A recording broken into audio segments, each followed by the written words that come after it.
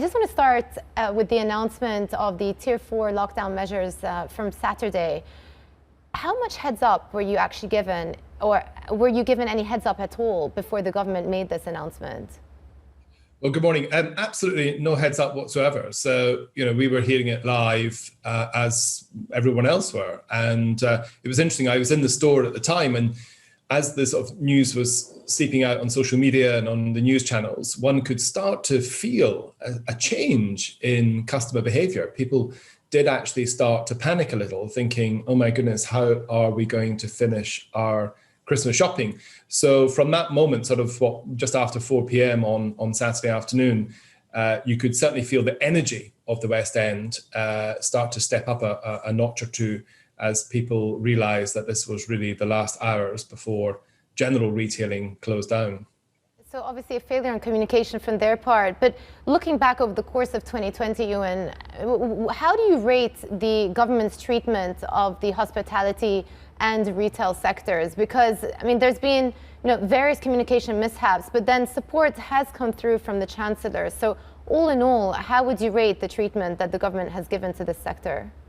Well, look, I don't think any of us, frankly, would like to be the Prime Minister or the Cabinet at the moment making such enormous decisions. However, they are imposed. And, I have been quite critical and quite challenging about the inconsistency of messaging and the lack of thoughtfulness in planning. The hospitality sector in particular has just been, decimated. And I and others have been calling for a minister for hospitality because, frankly, with nearly 5 million people employed in that sector, responsible for so many jobs in the United Kingdom and such an important part of our culture now, eating out, that we feel that there ought to be a seat at the table for a minister to represent that sector, because making changes with little or no notice has such huge ramifications on the supply chain. Just imagine all of that fresh food, for example, that's been sitting in restaurants that perhaps has now sadly gone to waste because simply switching off. Imagine down the supply chain, the impact on cheesemakers, the impact on bakers, even on brewers, for example.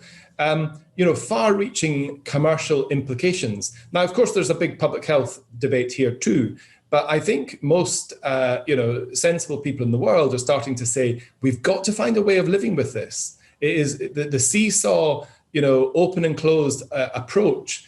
There will be no money left to fund the health service, to protect our citizens. We've got to find a way of working through this. And I think that these very rushed decisions on Saturday night, for example, when that decision was made about London Tier 4, of course, hundreds of thousands of people headed to the airports and to the train stations. And I thought it was rather incredulous that the Health Secretary then kind of chastised these people for doing such a thing. But what would you expect to happen when you give people simply a few hours' notice? Right, no, absolutely. And Ewan, I mean, to your point, it's not just the pandemic that retailers are contending with. There's also the possibility, we still don't know what type of Brexit arrangement the UK is going to have. And we're just days away from that deadline. I know you've been on the show many times and I've asked you what your no-deal Brexit preparations are. But given we are so close to December 31st, how do you think things are going to be different from a retailer standpoint on January the 1st? And are retailers adequately equipped for any eventuality that comes?